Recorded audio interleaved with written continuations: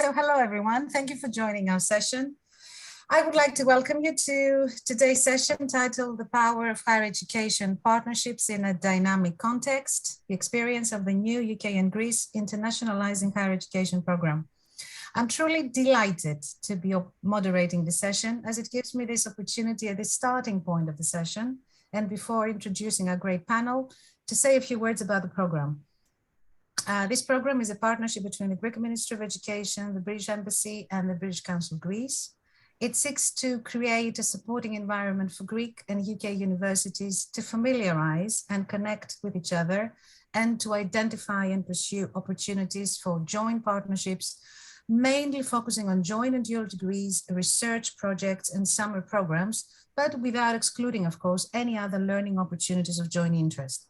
The program is also supported by the Hellenic Rector Synod, the Universities UK International, the UK Department for Education and Study in Greece. Obviously, there is no time in a 45-minute session, and especially when that session is the last of the day, to talk about the program in detail and the series of engagement activities we have delivered so far. Today's talk is just an example of the kind of engagement this program has triggered so far, which is also representative of the range of discussions Greek and UK universities are having within the framework and in the course of this program.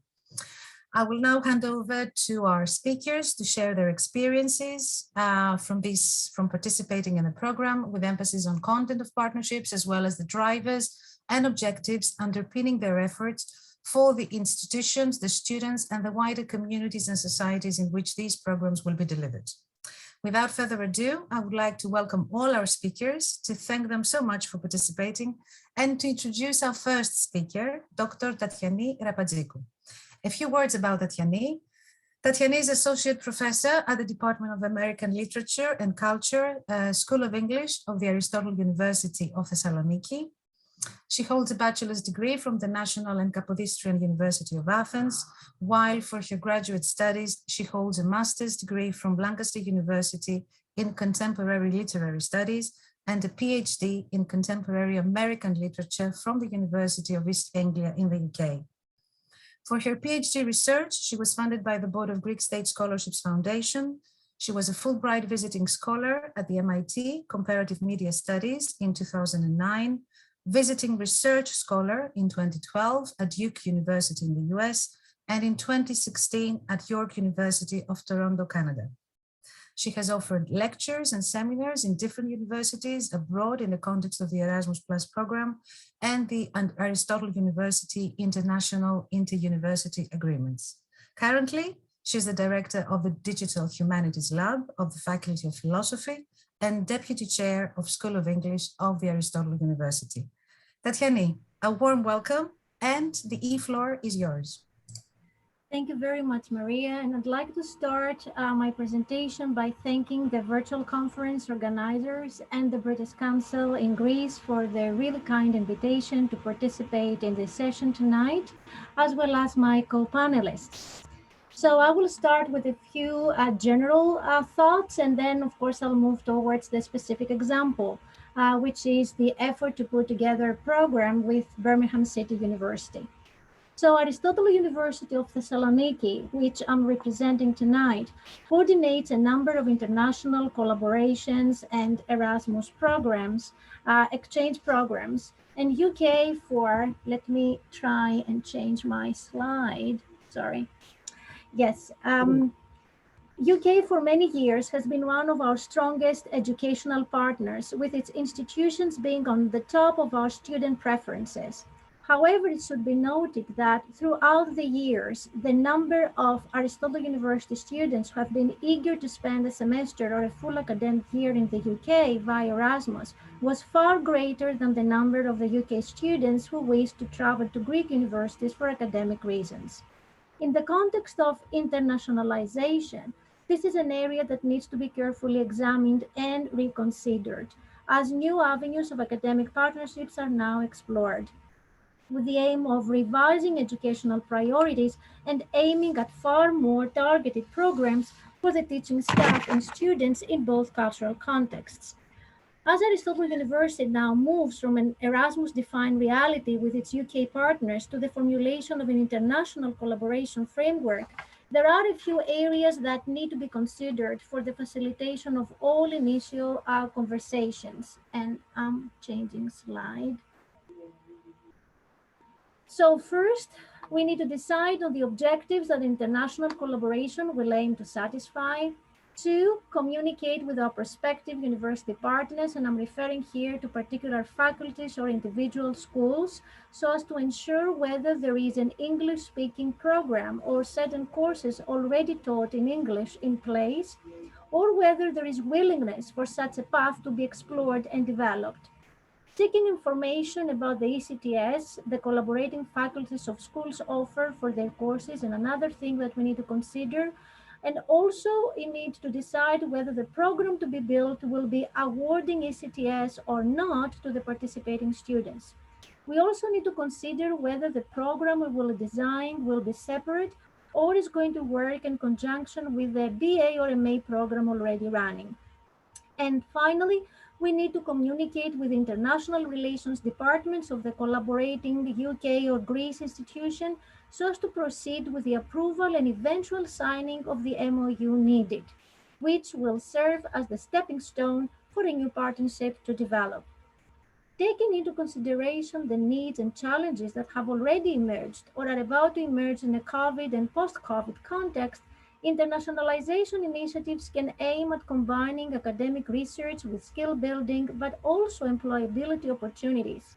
In other words, international partnerships could aim at the development of a climate of reciprocity so that good practices and existing experiences, either in Greece or in the UK, in an academic and cultural context, can be combined so as to forge far more targeted initiatives that will help students become far more cross-culturally aware, in addition to equipping them with the skills they need in order to address sociocultural issues in their own communities or in the context of a future professional environment.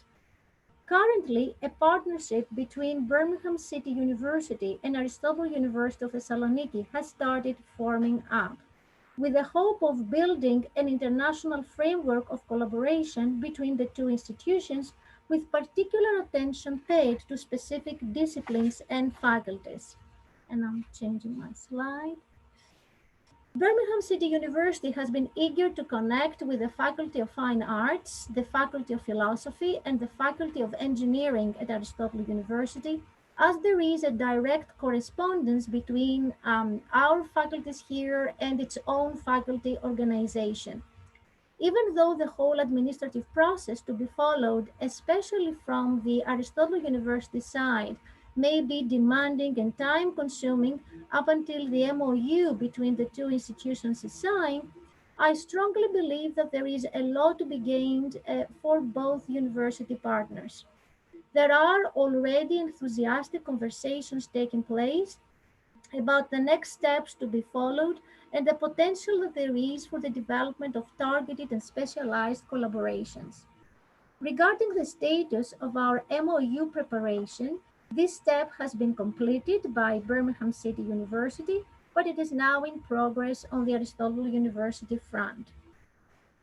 With the School of English at Aristotle University being part of the Faculty of Philosophy that Birmingham City University wishes to connect with, and already having in place a BA and MA program that bring together English and American literature and culture, applied and theoretical linguistics, translation and intercultural studies, fully taught in English, plus experience with short online and on-site programs with the US or with on-site and online summer schools, it will constitute the starting point of all conversations.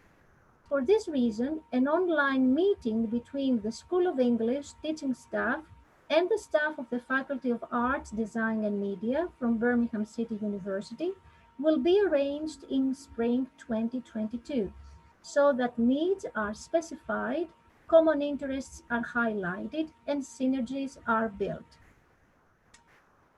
Birmingham City University's experience with opening up its interdisciplinary academic programs to museums, art galleries, cultural and media agencies constitutes a point that School of English at Aristotle would like to explore, as it will introduce an alternative terrain of action that could offer a different lens through which academic research plus employability after a BA or an MA could be approached and examined.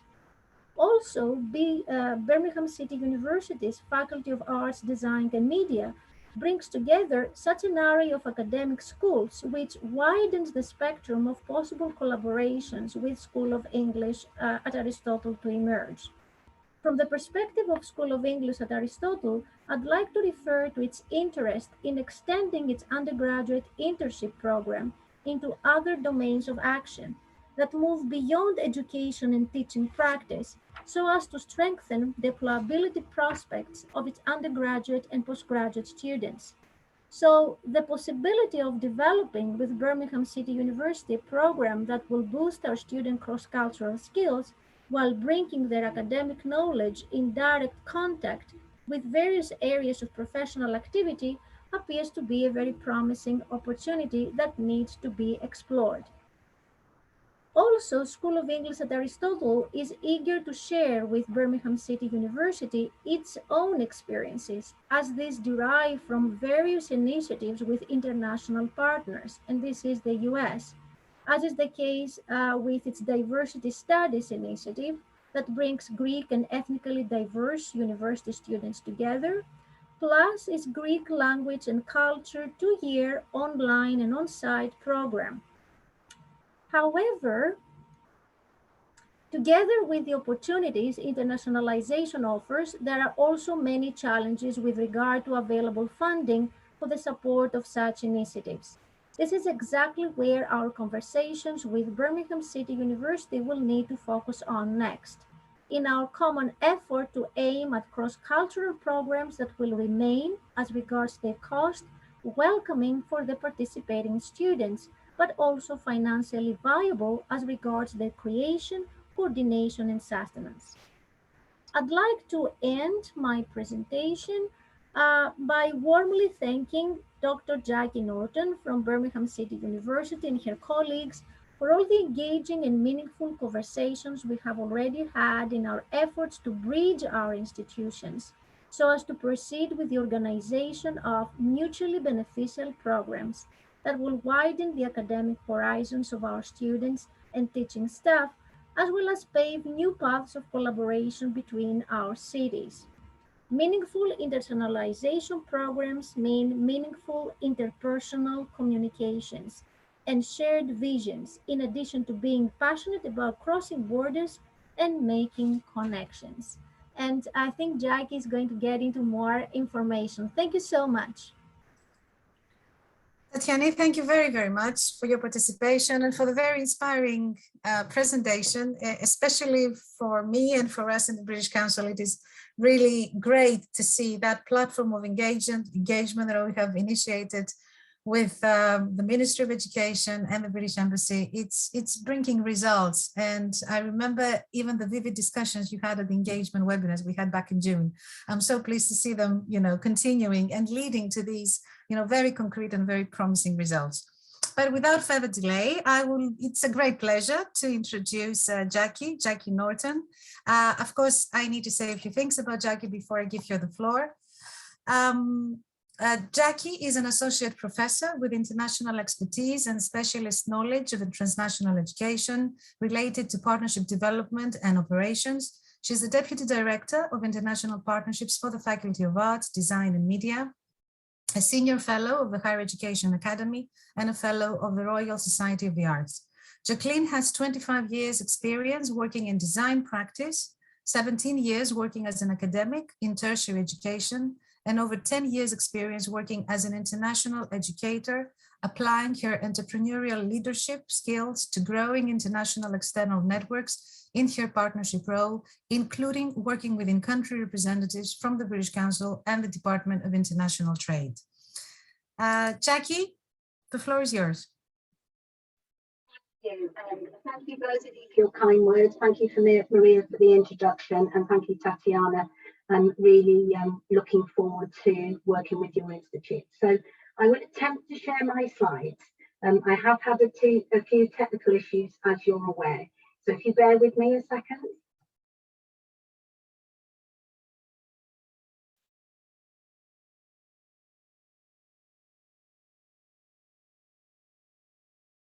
Do you see my slides? Yes, we can. We can, Jackie. You can see my slides. If you bear with me. I'm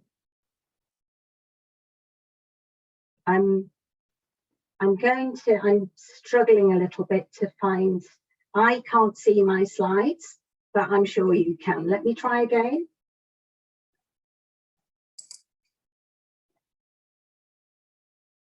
We can see your slides, Jackie. Okay. Okay. If you we see the first slide, our vision. And you should maybe go on the presentation mode. That's better. That one, yes. Thank you. Perfect. Super. Thank you for that. Thank you for your patience. Okay, so good afternoon, evening, everyone.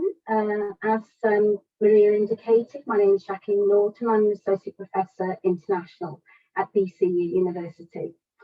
I was very pleased to be invited to participate in this session today, supporting my Greek and UK colleagues in sharing our personal reflections to date on the power of higher education partnerships and the first-hand experience of showing our support for the new UK-Greece International Higher Education Programme Initiative.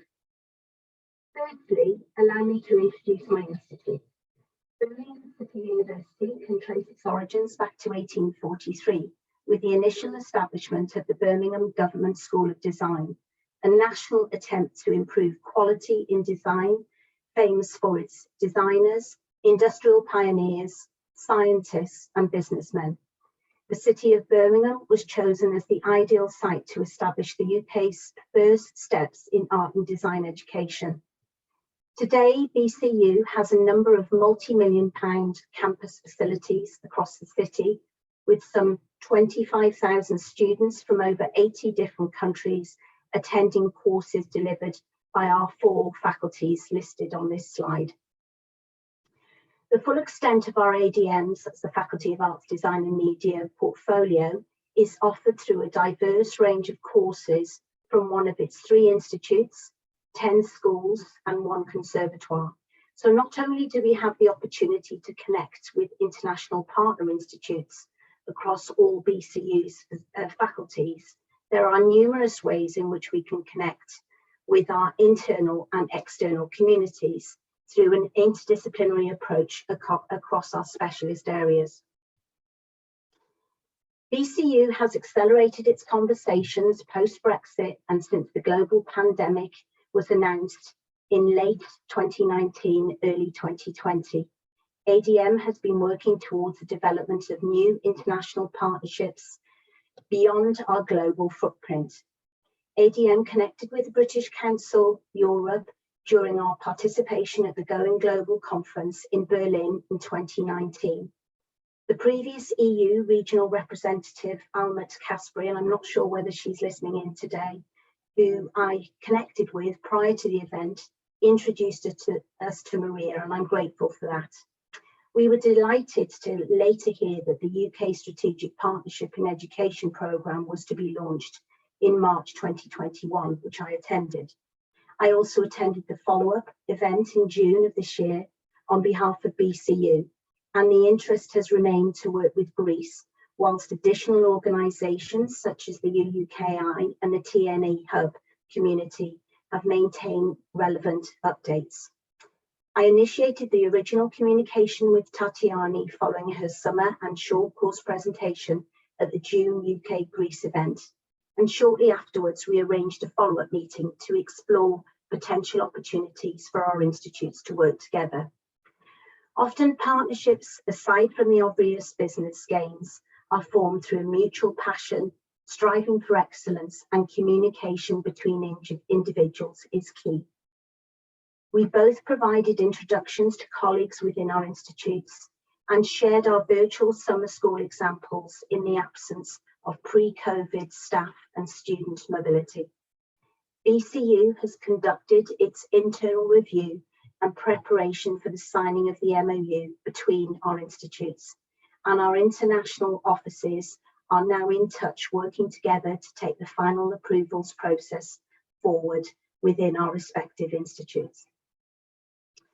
Both BCU and Aristotle University will aim to address key indicators within the UK-Greece MoU bilateral framework published in November 2021, focusing on key areas including education, research, innovation and cultural opportunities for both our students and staff and our institutes. Digitalisation is something our institute has been developing with some of our transnational education partners pre-COVID because of geopolitical situations, and will continue to be a focus of expansion with all partners, including Aristotle University. In addition, we are mindful of the importance of key areas set out here within the United Nations Sustainable Development Goals. Again, something BCU has focused on since the guidelines were first introduced. Set out in our proposed institute-to-institute MoU, we have identified our expression of interest to work together to develop mutually beneficial opportunities to collaborate, whether this will include academic and student exchanges, including virtual mobility in the absence of travel. The MoU will provide our institutes with an opportunity to engage at various levels and build towards strategic partnership development. However, this list is by no means exhaustive. BCU's values and strategic priorities aim to identify our commitment to addressing equality, diversity, and inclusivity through digital online platforms and academic and pastoral support mechanisms that are in place for our current and diverse student community, as well as the emergence of relationships within new markets.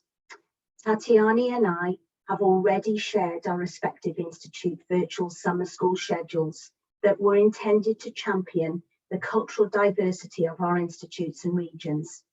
We have both identified that funding is an issue and could be a challenge.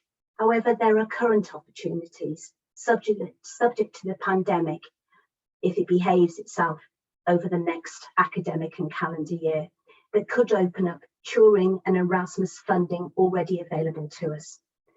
I know we would both welcome any steer as to what additional funding streams may be available in the future, and we intend to pursue that.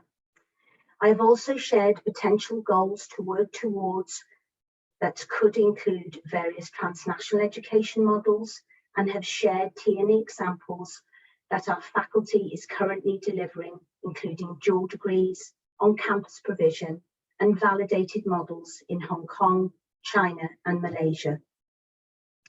EU partnerships in the past for BCU have tended to focus on study abroad and Erasmus. Therefore, the work the British Council have been doing to support the UK-Greece MoU helps to start the conversations that could lead to long-term partnerships in the future. Scoping to review institute subject-specific collaborations has already started, and BCU has identified, as Tatyani indicated, at least 3 faculties and multiple disciplines that could benefit from the collaborations with Aristotle University. Tatyani and I both agree that our ideal focus, however, following the signing of the MoU, will be to work with the department she leads and our Birmingham Institute of Media and English. We have a number of projects that are both in the implementation and development stages, which include more generic taster sessions that will run in order to identify the key specialist subject areas of common interest. We have already engaged with global classroom initiatives with institutes in Thailand, Hong Kong, and China, all fractional flying faculty TNE models for BCU. We have also been focusing on developing our portfolio of bespoke short courses and continuing professional development opportunities for both academics and students. These are being designed as face-to-face and hybrid models, COVID permitting, both of which support knowledge and cultural exchange opportunities. Mutual initiatives to progress research common agendas, connections with industry partners, and our individual community reach will serve to strengthen our common institute goals, as well as support the UK-Greece bilateral framework and sustainable development goals. So Birmingham City University very much looks forward to welcoming staff and students from Aristotle University with the intention to focus on knowledge and cultural exchange of both our institutes and regions. And thank you very much. Really enjoyed the opportunity to participate today.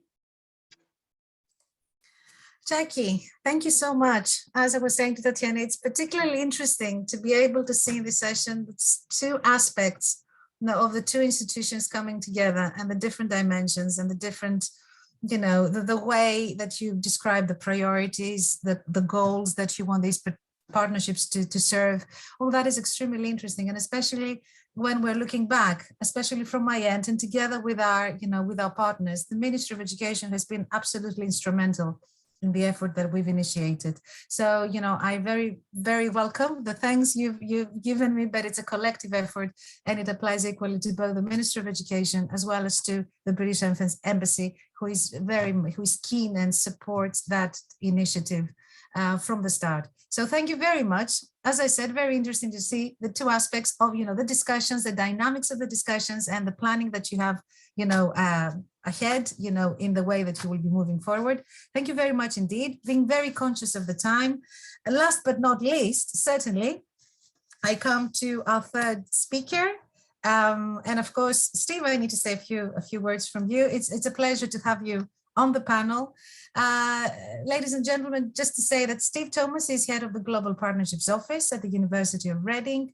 Steve has been at Reading since 2013, before which he was a lecturer in English for academic purposes at Oxford Brookes University, Kingston University, Richmond American University in London, King's College London, and the University of Oxford. Prior to his higher education career, he was a risk manager in the international finance sector. At Reading, he leads on T&E, Transnational Education Strategy, and oversees the international partnerships and student and staff mobility teams. Steve has been involved in several country-to-country transnational education initiatives, most notably the Commission of Higher Education with the British Council K-12 projects in the Philippines, and looks forward to similarly successful outcomes for the UK-Greece Internationalizing Higher Education program. Steve, over to you.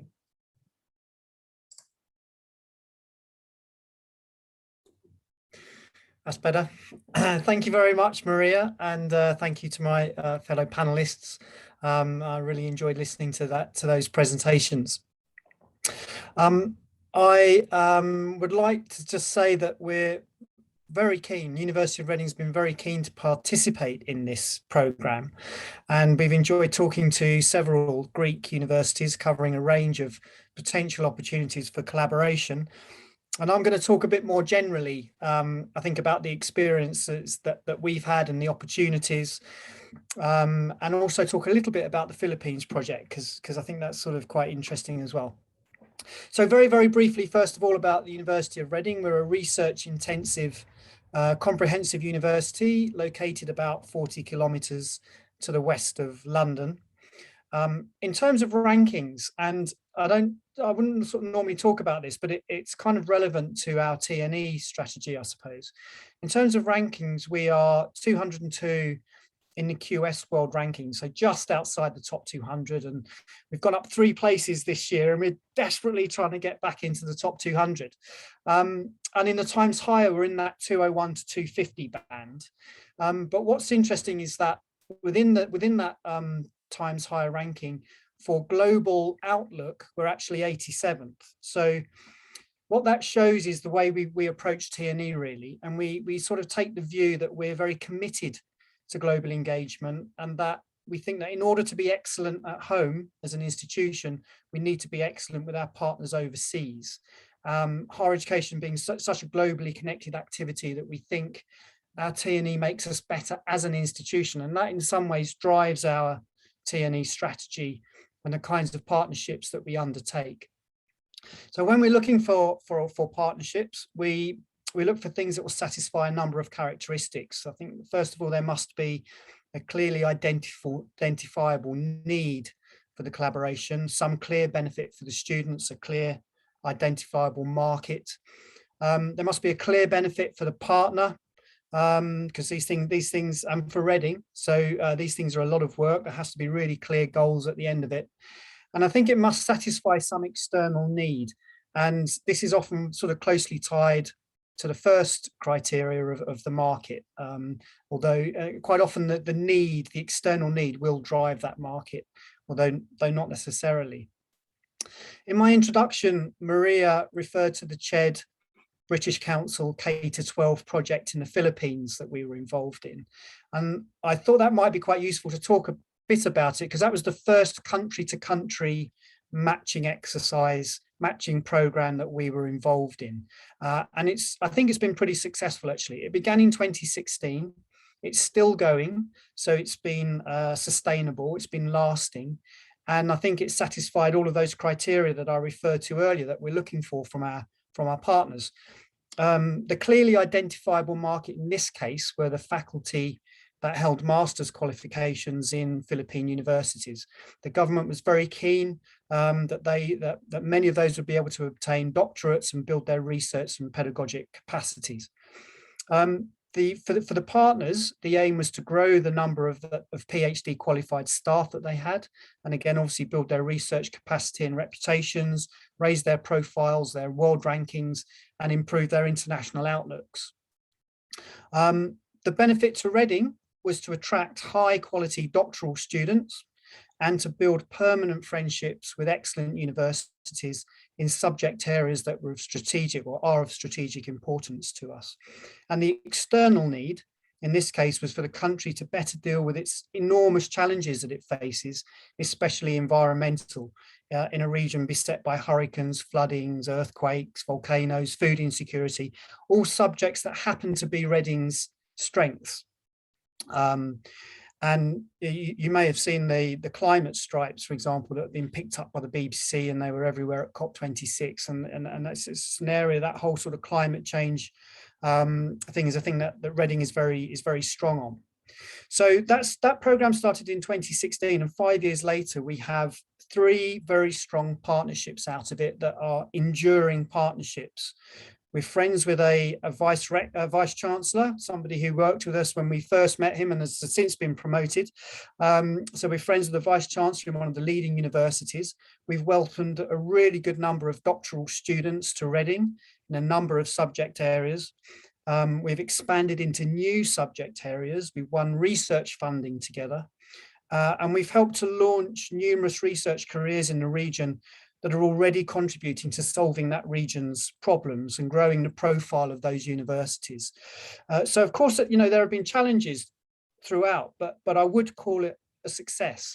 So I was thinking about what's made it successful. And I think first of all, it's a really long-term sustainable project with commitment from the Philippine government and the universities involved, and a fantastic job by the British Council, first of all. So, that's been there from the beginning. I would say one of the things that's been important and it's very difficult to do now, but at the time it's okay, are these face-to-face connections. So there were face-to-face connections very early on in London, and then about 6 months later in Manila. That really allowed people to bond and make relationships that have sort of still lasted now, and friendships as well, actually. A little bit of pressure was applied by the organisers, so that would be CHED and the British Council. There was a little bit of pressure in terms of committing to milestones, having group events, so group sort of face-to-face events where you're kind of introducing a little bit of friendly competition, if I'm honest.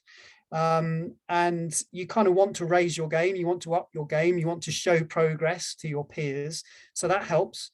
And also, probably quite importantly in this case, doesn't have to be, there was some funding. And And the way that helped, I've got to say, the way that really helped was because with the project, people like me, head of partnerships, was really interested very, very early on. But in order to get the heads of schools and the academic colleagues to the table who are busy, who may not see the benefits straight away, and they're very autonomous as well, at Reading especially, having that funding there was a really way of lighting the fires and getting them to the tables to talk with their academic colleagues overseas. Once they were at the table, it was fantastic. You know, in our experience, they start talking about their facilities, their projects, their passions. The lights go on, connections are made, invitations are exchanged, and then the partnerships have sort of seemed to flourish into areas way beyond the areas of funding. That's what we found, and that's why I think the funding was, I don't know, in that particular case anyway, I think it was really useful. So coming back to the UK-Greece project, it's a very different time, of course. We're doing this all in a pandemic. Face-to-face meetings, very difficult, though perhaps would not be impossible now. And maybe some kind of sort of organized group visit next year could be a possibility. In terms of the universities we've met 5 universities virtually so far. We'd love to meet more. Conversations have covered joint masters in business and business related subjects, as well as heritage, geography, computer science and environmental science. At undergraduate level, we've talked about food science, public health and digital design. I'd say there's probably been greater compatibility between our universities at master's level, and I think that's possibly because there are more programs taught in English at master's level. It's not to say we're not happy to work in areas where the language of instruction is not English, but that obviously makes it easier to do something quickly. And also, we noted that a lot of universities are developing degrees in English at the moment. They're in the process of developing degrees in English, possibly to attract, in part to attract international students, which is obviously an aim. The challenges of running English programs was raised. One of which are the skills that are required when English is a second language for both teachers and students. And this then led to interesting conversations about EMI training, English as a medium of instruction training, which is something that Reading does through its International Study and Language Institute, and how we can build that into a joint program. And that works both ways. That's a kind of training in CPD that works both ways, because Reading has a lot also to learn about this. So you know, another area of sort of mutual benefit. In terms of scale, the talks that we've had have ranged from quite small scale staff and student exchanges to articulations, joint programs, and even in one case, a quite bold vision of a joint institute on campus. That would involve numerous subjects and levels of study, but it's very, very early days. Our talks are very, very early stage talks. So there's lots, you know, a long way to go on those kinds of things. But for us, I think we are hoping for a partnership that's quite scalable, that can be quite big, and quite wide and quite deep across teaching and research, because we think that's the best way to help to fulfill the external needs of the region. It helps us to maintain strong academics in Europe post-Brexit. And it helps us to maintain the benefits of a diverse student body to mix with our domestic cohort. And we miss our European students, of course, post-Brexit. Our international fees apply, even though many universities have tried to transition the step from home fees to international fees. There are all sorts of complications around that. And, you know, our numbers of European students have fallen and we miss that diversity. And it's as simple as that, really. So such interactions can be done through physical and virtual interactive classrooms. I'll just finish in a second. All Greek colleagues that we've met have been so warm and friendly and receptive, open to all types of collaboration, keen to attract international students, particularly from the MENA region, we found. And we sort of think in order to be successful at doing that, we need good market research, really good market research. It'd be good to learn more about the USA-Greece project. And I know that there has been a USA-Greece project, and there may be reports on it that I haven't seen. It'd be really good to see a report on the outcomes, the successes, the lessons learned, you know, just how that's gone. And something else that came up with partners again was funding. Some of the universities we spoke to thought there may actually be some funding available, but they weren't really clear about it. So it'd be really sort of good to learn more about that. But just to finish, it's really early days. We hope it will be a sustainable project that will yield real impact for the wonderful country of Greece and all of our institutions. And we look forward to continuing with it, and I hope able to meet in person at some stage. Thank you. Steve, thank you. Thank you very, very much. That was extremely interesting as well, because, it's the first opportunity we have to engage, after the engagement webinars we had end of June, beginning of July. And although we have sent, reports, both the ministry and ourselves were collecting, your input on, the status of and progress of your discussions, there's nothing to replace the actual contact, be it virtual, be it physical. I mean, the way that we sort of communicate now gives us a lot more insight that you cannot, in a way, summarize in an email. So thank you very much for that. Allow me in the remaining time and in the knowledge that there are not questions waiting to be answered in the chat box, but Uwe is here to correct me if I'm wrong. But from what I see, I don't see any questions there, because the priority is our attendees and not our discussion. But allow me in the remaining time to respond to a few of the points you've mentioned, which I think are also relevant to all of you. First of all, yes, indeed, there is a Greece-US example, which actually started prior to the Greece-UK partnership. It is a slightly different model, but the aim is exactly the same. It is a support mechanism to encourage collaborations. And I know there are some very interesting examples, what I would be very happy to share, either via, the collaboration portal that we've got. I believe you all signed up to that portal, so we can upload information there, or I can send information via email. So there's really interesting work. And in fact, there is a big number of, US institutions, top institutions that are keen on, forging these ties with Greek universities. You've mentioned physical engagement. Everything we've done so far was based, on virtual means, and considering that it's all distant due to the pandemic, we did pretty well, I'd like to believe, considering where we were when we started and where we are now. But at the same time, we also, collectively, again, as a partnership, we want to return back to some sort of physical engagement as soon as the circumstances allow that. For the time being, all I want to say is, and I did mention it in one of my communications, that we are planning a partner matching activity, a more one-to-one, institution-to-institution activity. There is a good number of institutions, of universities from both ends, reporting there in the phase of conversations. There are fewer that have reached the mature level that Tatyani and Jackie have been reporting, through their model. There are 1, 2, or 3 more of the same, at that particular phase. But the rest, there's a wide pool of institutions from both ends that, are in discussions, just like you, Steve. So we want to ensure that, and there is a good number of inquiries from universities from both sides for one-to-one discussions of 45 minutes, of an hour, which will allow you to be able to have, these kind of targeted discussions. Because I think, we all agree in the consortium, in the partnership, and so we need to move away to give you the space to have these direct discussions, because I think they're the most effective.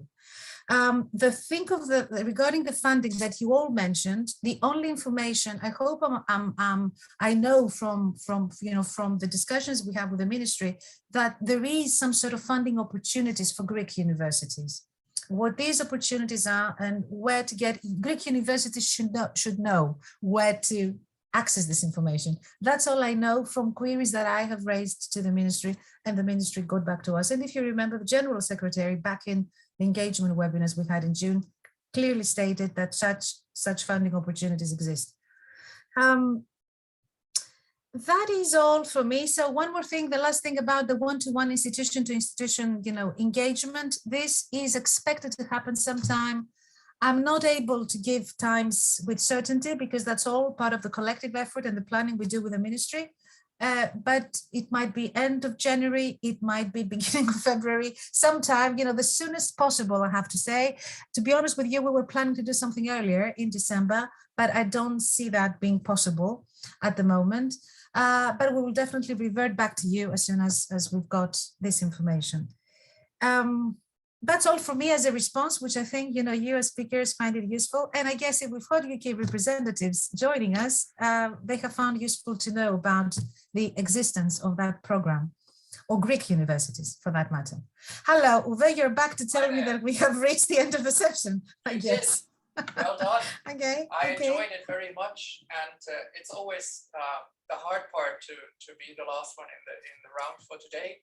So I would like. But you will allow me. You will allow Yes, me of to course. give some final comments for our speakers, if I may. Absolutely. Absolutely. Just to say, as I said from the beginning, the contributions they've made were particularly insightful, extremely interesting. I sincerely hope that the opportunities, that these institutions in question and other institutions not able to participate, that the opportunities they seek and the partnerships that you build will be the starting point, the start of a long-term, deep and mutually rewarding cooperation for your institutions and more widely for the educational ties of the two countries, both institution to institution as well as people to people ties. You know very well that Greece and the UK enjoy long-standing educational connections, and we want these to continue in the post-Brexit era. So thank you all for joining. A particular thanks to our speakers, but also to the audience. Thank you. Thank you for all the work. Thank you Thank for all you the work. very much. Thank you. Take care. Have a nice evening. Bye-bye. Everybody Bye. enjoy, and Thank you, Uwe, for your help. You're welcome. See you all fresh and new tomorrow, 9 a.m. CET, which is a totally indecent 8 a.m. GMT, of course. And let's go there, because then you will also hear something which is truly innovative in the context of IHES and those other regional laboratories on IHES in Catalonia and in the Czech Republic. So stay tuned. Have a nice evening. I certainly need now something to drink and a coffee after 6 hours. Thank you so much. Excellent final session. Take care. See you all tomorrow. Thank you And all. I will Bye-bye. close the room. Take care. Bye. Bye. Thank you.